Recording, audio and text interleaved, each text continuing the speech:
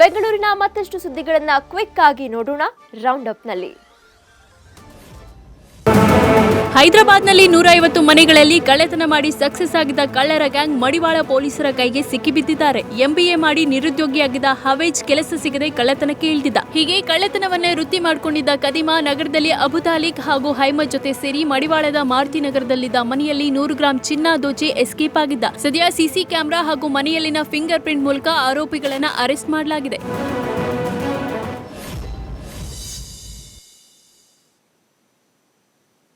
ಸಂಜಯ್ ನಗರದ ರಾಮಕೃಷ್ಣಪ್ಪ ಲೇಔಟ್ನಲ್ಲಿ ನಡೆದಿದೆ. ವಾಕಿಂಗ್ ಮಾಡುವ ಸೋಗಿನಲ್ಲಿ ಬಂದಿದ್ದ ಇಬ್ಬರು ಯುವಕರು ಮನೆ ಮುಂದೆ ಇದ್ದ ಬೈಕ್ ಎಸ್ಕೇಪ್ ಮಾಡಿದ್ದಾರೆ. ಕದಿಮರ ಕೈಚಳಕ ಸಿಸಿಟಿವಿಯಲ್ಲಿ ಸೆರೆಯಾಗಿದೆ. ಸಂಜಯ್ ನಗರ ಪೊಲೀಸ್ ಠಾಣೆಯಲ್ಲಿ ಈ ಬಗ್ಗೆ ದೂರು ದಾಖಲಾಗಿದೆ.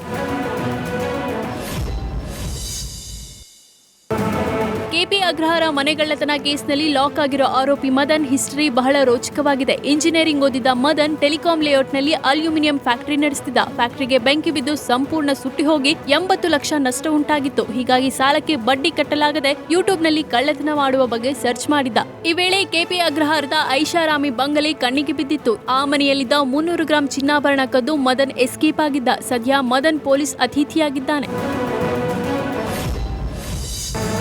ಪಾರ್ಟ್ ಟೈಮ್ ಜಾಬ್ ಹೆಸರಿನಲ್ಲಿ ರಾಜಧಾನಿಯಲ್ಲಿ ಸೈಬರ್ ಕ್ರೈಮ್ ಹೆಚ್ಚಾಗ್ತಿದೆ. ಟೆಲಿಗ್ರಾಂನಲ್ಲಿ ಮೆಸೇಜ್ ಕಳಿಸಿ ಲಕ್ಷ ವಂಚನೆ ಮಾಡ್ತಿರೋದು ಬೆಳಕಿಗೆ ಬಂದಿದೆ. ಕೆಲವು ಹೋಟೆಲ್ ಹಾಗೂ ಸ್ಥಳಗಳಿಗೆ ರೇಟಿಂಗ್ಸ್ ಕೊಟ್ಟ ಸ್ಕ್ರೀನ್ ಶಾಟ್ ಕಳಿಸಿದ್ರೆ ಹಣ ಕೊಡೋದಾಗಿ ವಂಚನೆ ಮಾಡಲಾಗ್ತಿದೆ. ಇದೇ ರೀತಿ ಜಯನಗರದ ಅಭಿಷೇಕ್ ಸಿಂಗ್ ಎಂಬಾತನಿಗೆ ಸೈಬರ್ ಕದಿಮರು 13 ಲಕ್ಷ ವಂಚಿಸಿದ್ದಾರೆ. ಸದ್ಯ ಈ ಬಗ್ಗೆ ಆಗ್ನೇಯ ವಿಭಾಗ ಸಿಇಎನ್ ಠಾಣೆಯಲ್ಲಿ ಕೇಸ್ ದಾಖಲಾಗಿದೆ.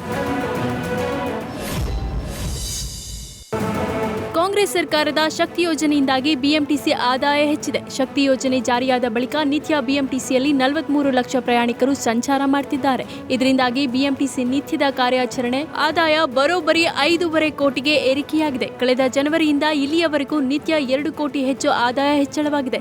ಲಾಭದ ಅಂಕಿಅಂಶಗಳನ್ನು ಖುದ್ದು ಬಿಎಂಟಿಸಿ ಬಿಡುಗಡೆ ಮಾಡಿದೆ.